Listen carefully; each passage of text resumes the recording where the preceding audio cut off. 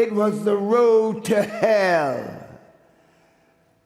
It was hard times. Welcome to MsMojo, and today we're counting down our picks for the top 10 musicals we're glad Riverdale will never have the chance to do. It's all cool. Jump right in my heated pool. Punch the wall and start a fight. Ain't nobody home tonight. For this list, we'll be looking at the most notable musicals that might not have shined very bright had the teen drama dedicated an episode to them. We mean this all in good, not serious fun. We're the first to tune in for a Riverdale viewing. What musical are you thanking your lucky stars you never saw on Riverdale? Let us know in the comments below. Number 10. Sweeney Todd, the Demon Barber of Fleet Street. Stephen Sondheim's masterful, terrifying musical is one of many on this list that perfectly fits Riverdale's horror-adjacent vibe. Yet, surprisingly, the teen drama hasn't ventured into Sweeney territory before. But that's probably for the best. What is that? It's fun is in the shop. Picture this. Archie sings Joanna, but changes the name to Veronica, or Betty, depending on the season. Or we watch as Betty dances at the White Worm, while Pretty Women plays in the background. Stay forever. Breathing lightly. Pretty women. Pretty women. It has so much potential to be cringy, we can barely stand to think about it. There's still time with season 7, but we're hoping they'll do the wise thing and leave the Demon Barber of Fleet Street alone. Who, sir? You, sir? No one's in the chair. Come on, come on. Sweeney's waiting. I want you, bleeders. Number 9. West Side Story. Riverdale is all about relationship drama, and not many musicals capture the angst of teen romance quite like West Side Story. But while the two entities share an angsty heart, that's about the bulk of what they share. Okay, now listen. Now, we fought hard for this turf, and we ain't just gonna give it up. West Side Story has one of the most beautiful, sophisticated scores in musical theater history. And, well, sophisticated isn't necessarily how most folks would describe Riverdale. In the show's hands, West Side Story would potentially be reduced to Archie and Betty or Veronica gritting their way through one hand, one heart. Now it begins. Now we start.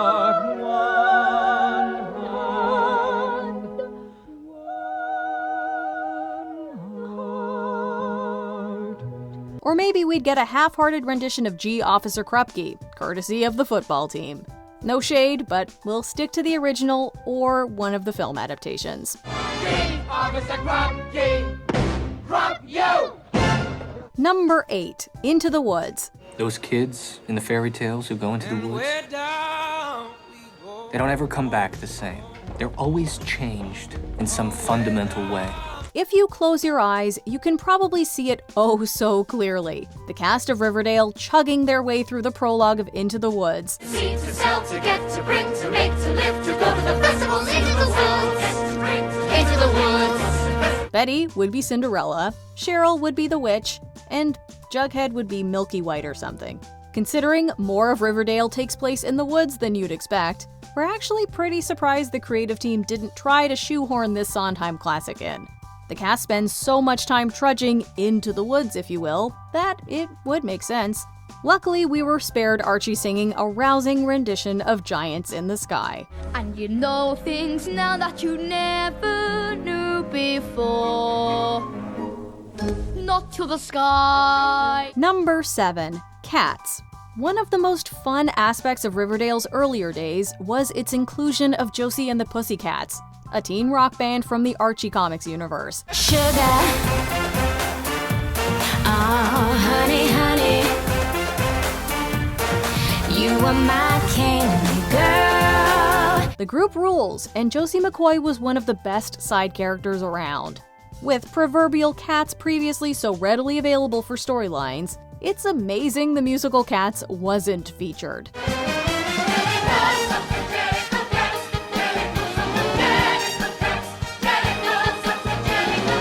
Josie and her fellow felines crossing tales with T.S. Eliot's Singing Kitties seems like a pretty logical step by Riverdale standards. But we all remember what happened when Andrew Lloyd Webber's famous musical was brought to the big screen in 2019. So as you can imagine, we have some doubts about its viability on a TV show. Right, well, that's not going to work, is it? Okay? Number 6, Hadestown. In its last seasons, Riverdale has leaned hard into the supernatural elements of its story. How do I describe this? I can see people's energy if it's threatening, like their auras. Is that crazy? In particular, it's played around with resurrection, alternate universes, superpowers, and time travel. But as out there as Riverdale gets, it thankfully hasn't crossed into Greek mythology territory. At least, not very deeply. We don't know how he would handle it if Hadestown suddenly popped up on the show. Give me morphine in a tin. Give me a crate of the fruit of the vine. Takes a lot of medicine to make it through the winter time. The musical is a retelling of the story of Orpheus and Eurydice, and literally involves a trip to the underworld.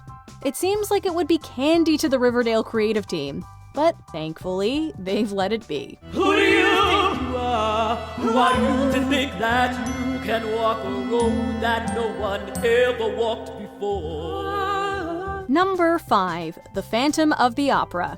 In the earlier days, the folks of Riverdale had to deal with a menacing entity called the Black Hood. That's the town's secret sin. That's what you want revealed, right? As you may recall, he was responsible for a lot of death and mayhem in town. To recap, he's a masked madman who runs around hurting people and has an awkward obsession with Betty in particular. How did the show not draw the Phantom of the Opera comparison here? Come to me, angel of music.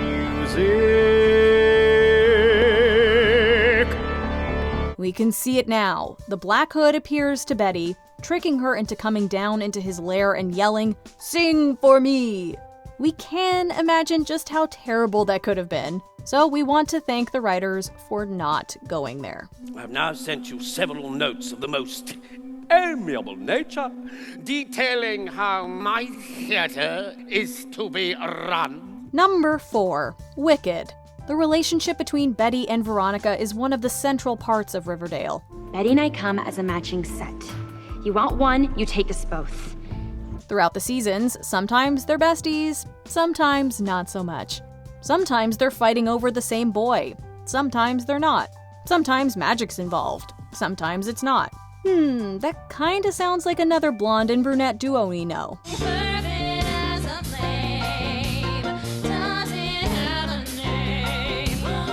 Wicked is such a popular musical, it's astounding that Riverdale didn't try to take some of that hype and channel it into Veronica and Betty. But we can do without the duo singing For Good, Defying Gravity, or really anything else from the show. It's probably best to leave that one in the drafts. No wizard that there is or was is ever gonna bring me down.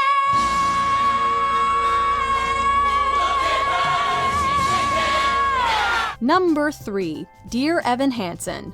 There's one place we will not be found, watching a Riverdale episode that includes the sonic stylings of Dear Evan Hansen. When you're falling in a forest and there's nobody around, do you ever really crash or even make a sound? Did I even make a sound? Did I even make a sound? It's like I never made a sound. Will I ever make a sound? The series loves taking on a teen musical, so it might seem a little strange that it didn't tackle this wildly popular one. But when you really think about it, Dear Evan Hansen is way too earnest for the likes of Riverdale. Can anybody see? Is anybody waving back at me? Think about it. Can you imagine Jughead singing Waving Through a Window?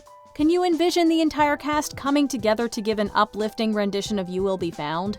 We can't quite get there, so we're glad the show didn't try to make it a thing. I never let them see the worst of me. Number 2, Les Miserables. Okay, we know what you're thinking. Les Mis is about a revolution in France. How in the world could Riverdale fit that into its narrative? Well, for one, we would ask you to not underestimate the will of the writing staff. Master of the house, keeper of the zoo, ready to relieve them of a sou or two. But beyond that, one of the most essential parts of Les Mis isn't the war. It's the romance, the melodrama, the love triangles. And although I know that he is blind, still I say there's a way for us. A trio like Betty, Veronica, and Archie could easily fit into the mold of Cosette, Eponine, and Marius. It would be so easy, in fact, that we can only assume the writers thought of it and decided to nix the idea.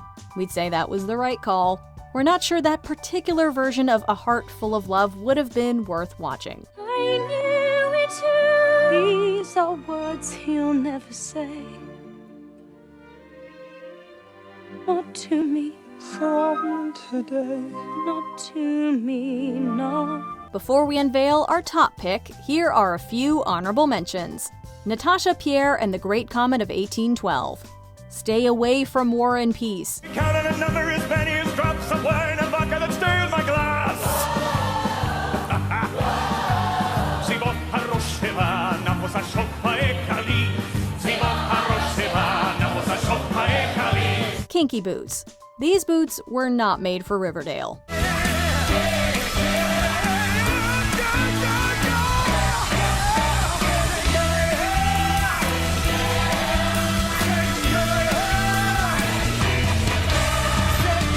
The last 5 years. Don't we get to be happy, Archie? No one can give you courage. No one can thicken your skin.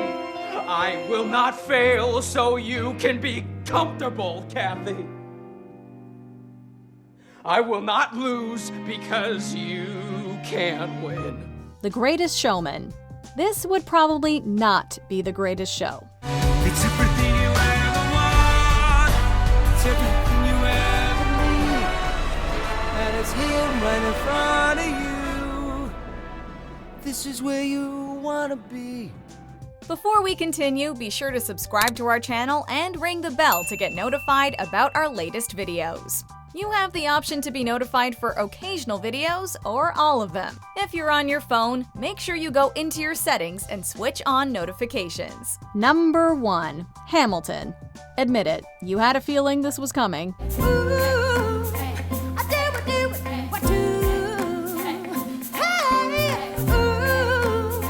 Hamilton Riverdale style is not something we need to see. We know it, you know it, heck, even the show's creative team probably knows it. That's not to say we don't love Hamilton as a musical, we absolutely do. And Riverdale has its own quirky charms, but the two just don't mix. You don't have the votes. You don't have the votes. You're gonna need congressional approval and you don't have the votes. Seeing Josie and the Pussycats as the Schuyler sisters, or Betty singing Satisfied while pining after Archie or Jughead, doesn't sound too fun. Plus, in order to pull off Hamilton, you would need to convince us that these kids actually went to history class. That's a definite nope. Seriously, how did they graduate? I may have punched him. It's a blur, sir. He handles the financials. You punched the bursar? Yes. Do you agree with our picks? Check out this other recent clip from MsMojo. And be sure to subscribe and ring the bell to be notified about our latest videos.